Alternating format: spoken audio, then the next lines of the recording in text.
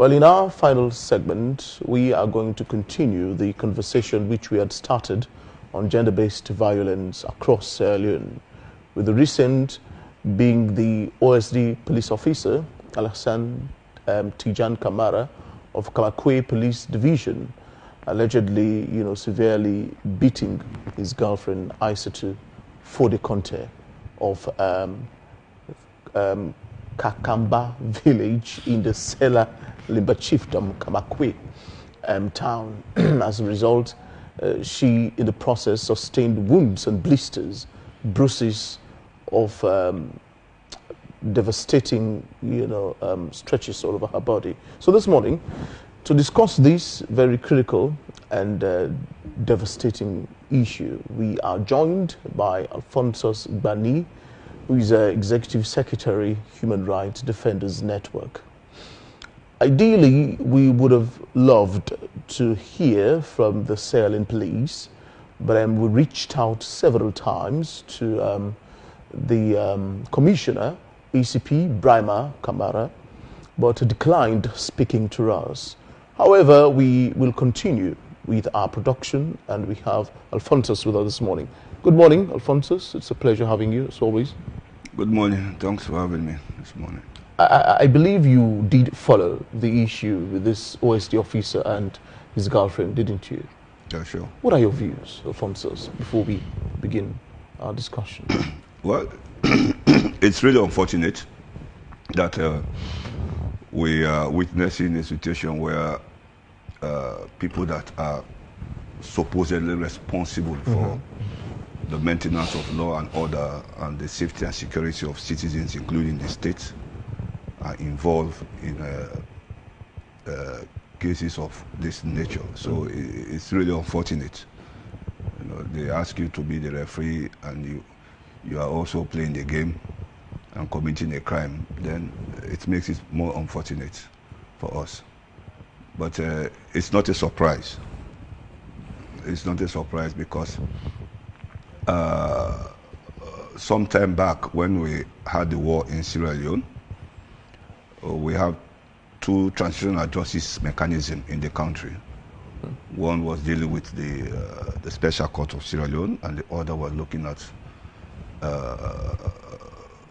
just making reformation and the healing process, healing the wounds, the minds of people, which was the Truth and Reconciliation Commission.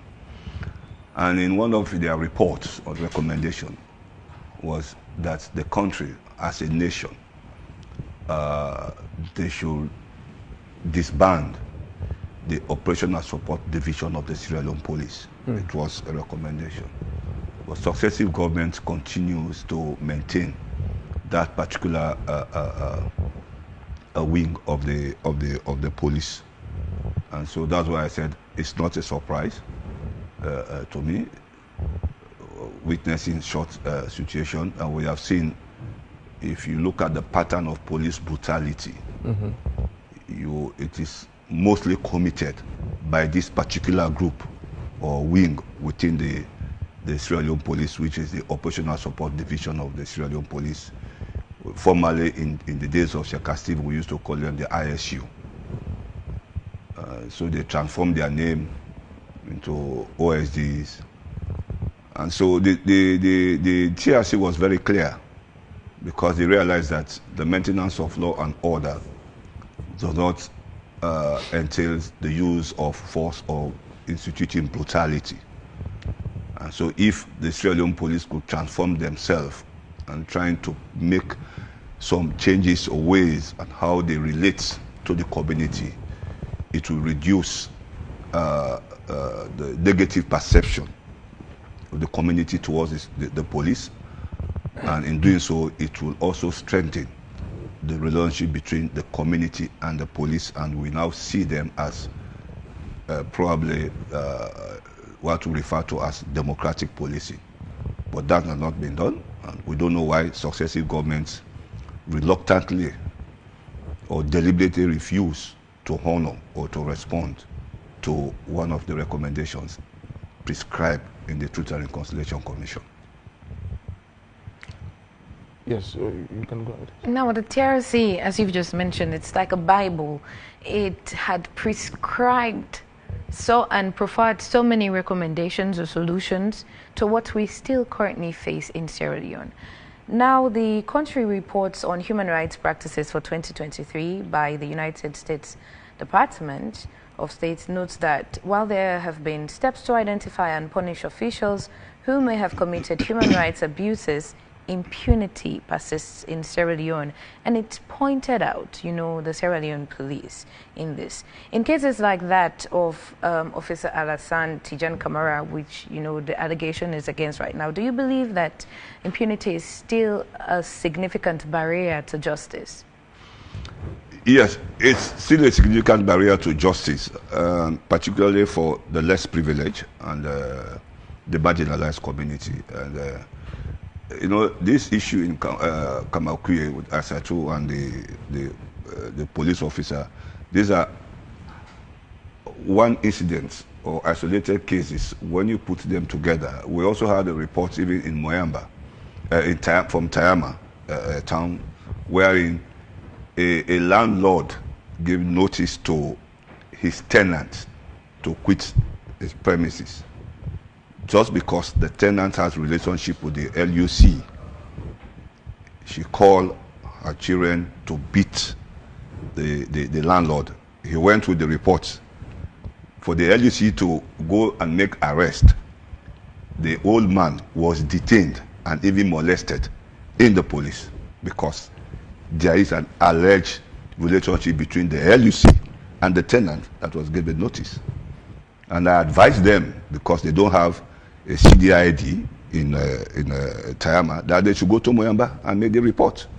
They went to Moyamba, the crime officer could not take it. They said they are not going to handle issue of police indiscipline. What they have there is assault or whatsoever. So I asked them to come to Freetown. So I'm expecting them maybe to come to Freetown at any point in time. So these are some of the I'm just bringing this to relate it to what happened in Kamakwie. And while we are seeing an increase in the police brutality and the impunity aspect within the Sierra Leone police force, it's as a result of the institution that has the responsibility to discipline the Sierra Leone police. And you have two institutions. One is within the Sierra Leone police itself, and one is outside the Sierra Leone police. The one that is within the Sierra Leone police, which is the CID, they deal with more junior rank police officers. And the police Independent Police Complaint Board? Yes, the Independent Police Complaint Board deal with more senior officers. But the unfortunate aspect with the Independent Police Complaint Board is that I heard that they are now moving for us to have at least an act to make it more, moving it from a board either to a commission or whatsoever. But what was missing in the Independent Police Complaint Board was that they will investigate, they will get all the information, and they recommend to the DPP. Now the DPP was supposed to take action based on the findings and the recommendations from the Independent Police Complaint Board. But year in, year out, most of the recommendations, the findings of the Independent Police Complaint Board presented to the office of the DPP, actions that have never been taken within the office of the DPP. It's so frustrating, and so which means the government itself is aiding and abetting the conduct of the police. So that is why we see the issue of impunity within the Sierra Leone police force continues unabated. Now that you've mentioned the government, just yesterday in a presser, the Ministry of Gender and Children's Affairs, through the government of Sierra Leone, actually stated that Violence against women and girls has no place in Sierra Leone, and the ministry calls for swift and thorough investigations into all reported cases of domestic violence, including the recent alleged attack on Miss Aissatou S. Conte in Sela Limbar Chiefdom, Kaine district. And it goes further to say that the ministry is actively collaborating with relevant stakeholders, including the Sierra Leone police, again, to ensure that investigations are conducted expeditiously and that the rule of law is upheld. And of course, it goes further to appeal to the public to refrain from sharing videos and distressing images of victims on social media and the likes. So we still see the Sierra Leone police given another chance or an opportunity, I think, to get it right with addressing issues like this. Are we on track with this? Well, I will not say precisely that we are on track. The Sierra Leone, the structure itself is creating more problems. I do sympathize with the police themselves. At times, even though we critique them, we also have to acknowledge the challenges they are facing as an institution and as individual within the Sierra Leone police force. There are times they may want to do precisely what is prescribed in their job and their mandate, but because of the powers that be, and they want to satisfy the powers that be, and they want to maintain their job, they go beyond. And so sometimes we do sympathize with them, but that does not necessarily mean we cannot critique what they are doing. So even in as much we acknowledge behind the scene the pressure they undergo, but they equally have a responsibility to the community, and they have also responsibility to their professional ethics, and so they have to maintain the balance. But I have never seen a situation where a police officer in this country have ever denied an unlawful order. We want to see a situation where police officers will deny unlawful orders and they are dismissed, and we see how we can take up those issues. We have never seen that, and they have never tried it, and probably because the economic situation will say, you have this job and you said you want to be Mr. Clean or Mr. Good, and you left, they have now dismissed you. You can go to somebody to ask for support. I'm not the one that dismiss yourself from your job because you want to be Mr. Good. So, in as much again, individuals also want to do with the perfect thing within their respective discipline. Society also militates against them taking the appropriate decision, because when they are trapped, they go to some members within the community. They have the flimsy words they tell them. So it's a dicey situation, but we have to spell it out. And by bringing it out, probably it will also influence the powers that be or the politicians to reduce the pressure, because they are creating more pressure for the police, for people to see the police as enemies, not as people that are protecting them. But it's the politicians that are creating those scenarios. It's very complex, and it's very challenging for the Sierra Leone police. I do sympathize with them, but that's the plain truth. Year in, year out, we've been recording instances of domestic violence, you understand, intimate partner relationship violence, you understand, in Sierra Leone. Do you think now, more than ever, it's about perceptions and how we're wired as a nation? Well, I would say broadly, if you look at the pattern of domestic violence, there has been some changes. Okay. In the after independence era, the issue of wife battery was so common. Yeah. So, but we don't see that much now. So that aspect within the aspect of domestic violence has reduced drastically. But even though we still have those isolated cases, incidences, and some people will attribute it to relationship that some women believed if their husband does not do some physical assault on them, they don't feel loved. But to me, I need to see the statistics, or at least a survey on that will suggest people's perception in that and that aspect. But the fact that we have there is a reduction in wife battering, I think it's better a little bit. But the other aspect of domestic violence is still challenging, and I think it's also involved what you just mentioned about the age of perception.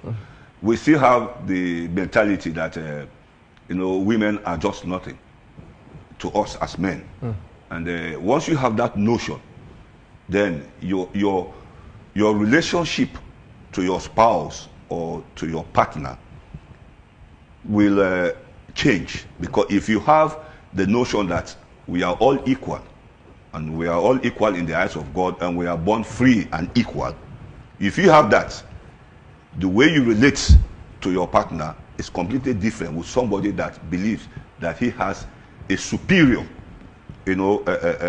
position as against the woman. So you will always see those changes based on the perception. And if we don't have those changes, don't happen, we still have a long way to go to address the issue of domestic violence within our domestic settings. Let's discuss financial stability and independence of women across Sierra Leone. You think financial non-independence is a major factor for why most women are besieged in this particular, capacity, being beaten, being subjected to ridicule, molestation, and physical harassment from men? Do you think that's a factor at all, if ever? Well, I will not say it's really the factor, but in fact, there are some men, they don't want even the women to become financially independent because they will think the women will challenge them. That's why I'm asking that. When you have money, you see, you tend to be like, they will say, in quote, this woman, don't big pass me, oh. Those are the things. But interestingly, it's the culture, our cultural setting also creates that nuance.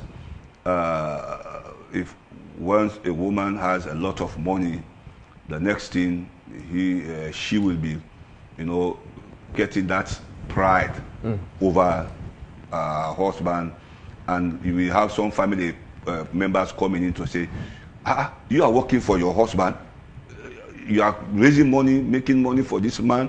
So they keep bringing those information. It will also change the mindset of the woman. So she will not be maybe concentrating to her family or doing something else. And the next time she will say to the man, look, I'm not here to work for you. In fact, you are supposed to be providing for me. I should not be, fending for you.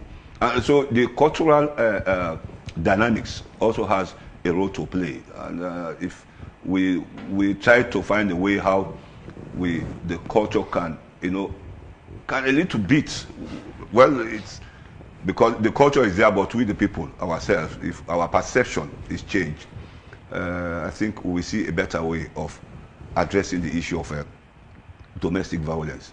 And Bob Marley once said in one of his music, and I like using that, he said it takes a revolution to make a solution.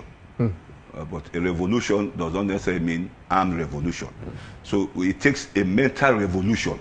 So we need mental revolution to address, to make a solution related to domestic violence. How do we arrive at this revolution? It's just our thinking. It's just our thinking. The way we think, the way we translate some of, there are many times we have good documents.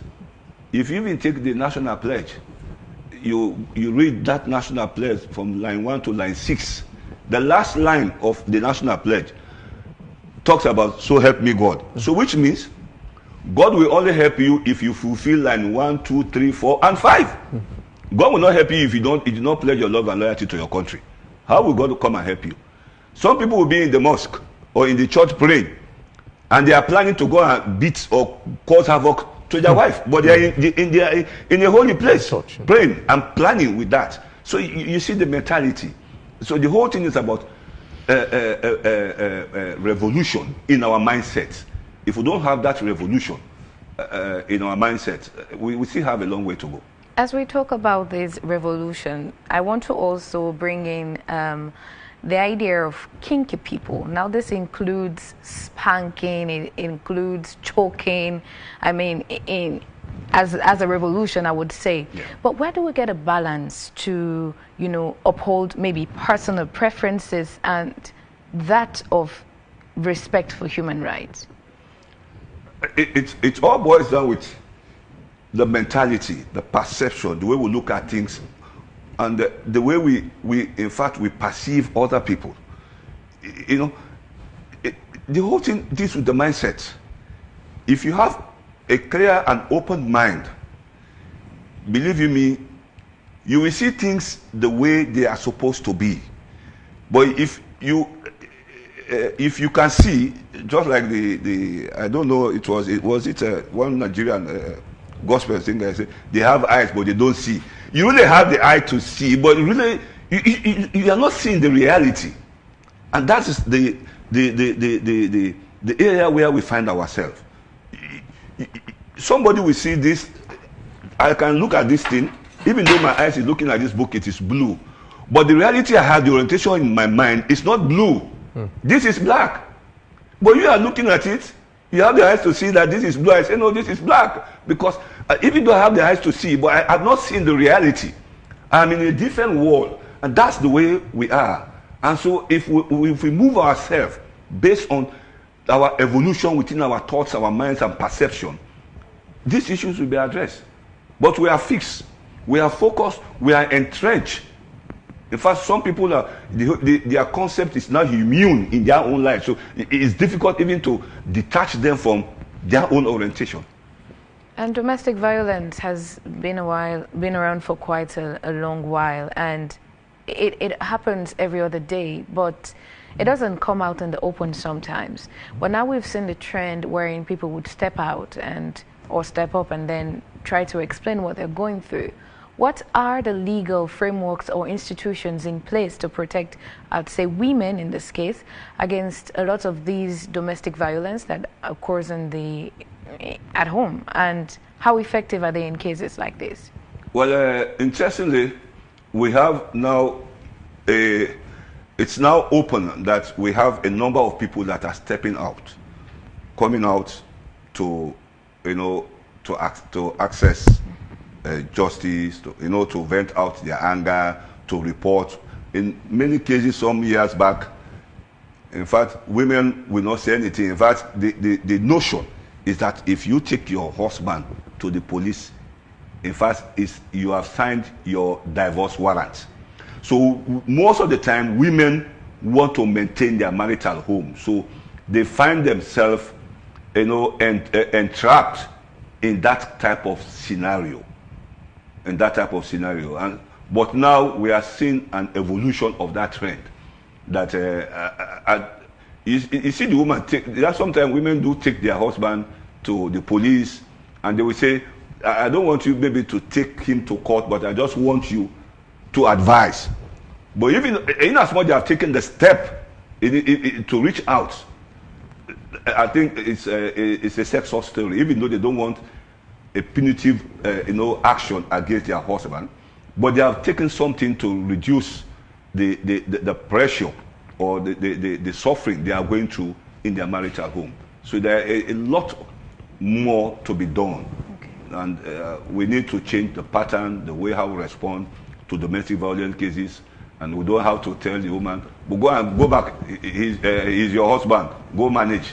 We are continuing the discussion. Alphonsus, I just think at this point, perhaps it's a case of introducing modules or, subjects in schools, colleges and tertiary institutions that would teach the young people, about, conditioning the mind is not easy, especially when you would have grown older. It's harder. So if you're young, it's better that way because they massage the brain in such a way that they introduce these things to you and tell you that these things are the right things to do in life. And so do you think introducing these modules, or should I say using the academic approach to solving, domestic violence could be a proper and apt way to doing this? Yeah, well, it could be one of the ways, because also education play a critical role, because education also shape people's minds. It guides you, because it's just a step into how you relate with the broader sector of society. it helps. But again, society also have more prominent role. And how do we ensure? Because children follow the old people. We have seniors, some of us that will also be following. I could remember when my father died in 1970, and I was brought up by my uncle, late Mr. Moody, and he was calling his wife Mommy, and his wife called him Daddy. I went through that system. To date, I don't call my own wife by her name. I call her Mommy. Because I grew up with that system. Indeed. And so the way society also plays, and the families, the homes, will also help as to how we relate to the broader society. So in as much education also plays some critical role, but the upbringing within the home and the community has a significant role to play. And so that's why probably the Ministry of Information, is this civic education part, they have a lot to do to ensure that people try to embrace civic responsibility in the country, or else we'll be made just circulating or recycling ourselves, doing the same thing, maybe doing it in a different approach. Some time back, when we don't have the advent of social media, we don't talk about trolling on women, attacking women online. The advent of social media is so a barrage of attacking women, threatening them, trolling, all this using the social media. So it's a way of just changing our approach and our pattern based on the current circumstances we find ourselves. But the community also has a critical role to play in society.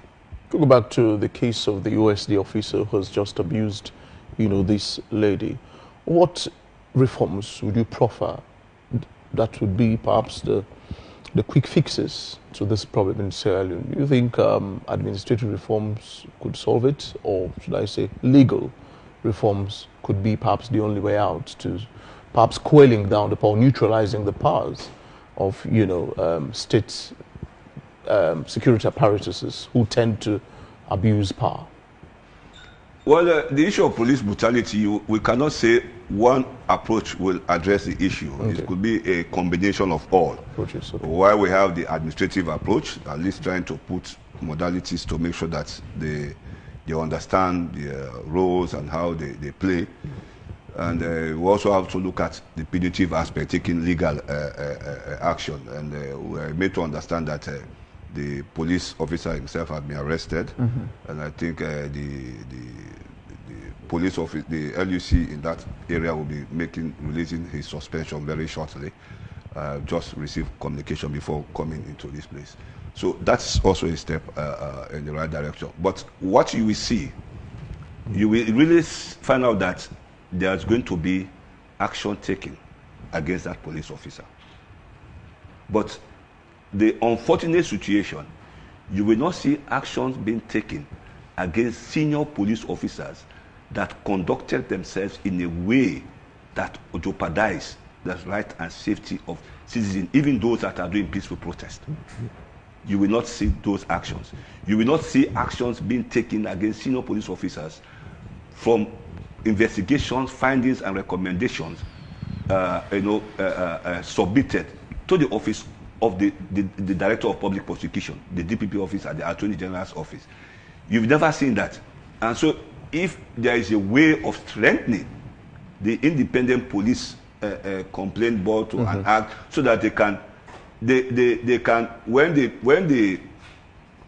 take decisions, their decisions should be enforceable by a court, not even the office of the DPP, because the DPP is also working for government.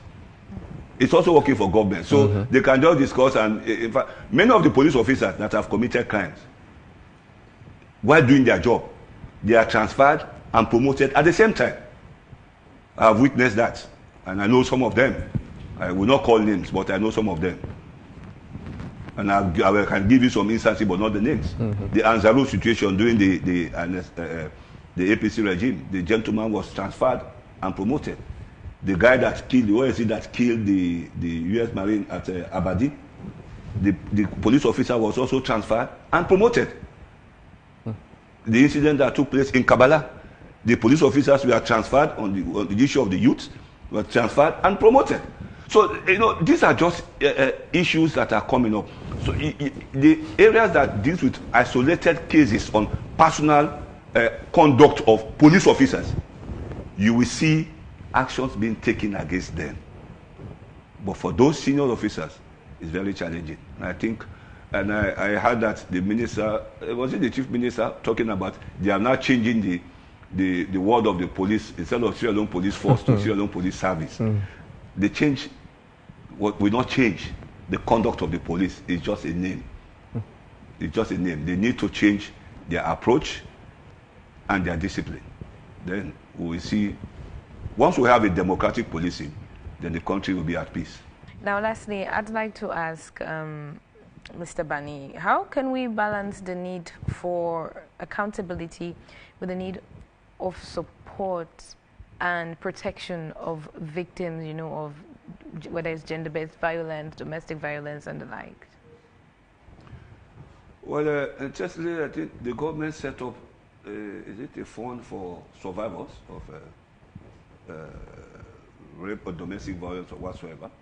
That's one step of the process. But again, they also have to step up the government response, particularly supporting the institution within the Sierra Leone Post, the Sierra Leone Police that is charged with the responsibility of SGBV, which is the unit. And if that unit is also strengthened to do their work, to do prevention, education, and whatsoever, it's a country. But you still have some of these offices in some part of the country. Barely, it's just like a ghost unit. They are just there because they are supposed to be there. But the support for them to carry out their job to respond to the overwhelming issues relating to gender-based violence is very challenging for those sectors. So if the government can step up its support to the family support units of the Sierra Leone Police Force, it will also be good. And if they can also try to change the dynamics of the police, strengthen the police code of conduct, amending some of the acts of the Sierra Leone Police Act, although I think they are working on it. And I think we will see some changes within the Sierra Leone Police. Other than that, we still have the same police, even though they said that we are going to have a Sierra Leone Police Service. But we still have the police that we call regime police, not democratic police. All right. Thank you very much, Alphonsus Gbanie, Executive Secretary, Human Rights Defenders Network, for shedding light this morning on issues that have to do with human rights and, of course, protection of victims of domestic violence and the like.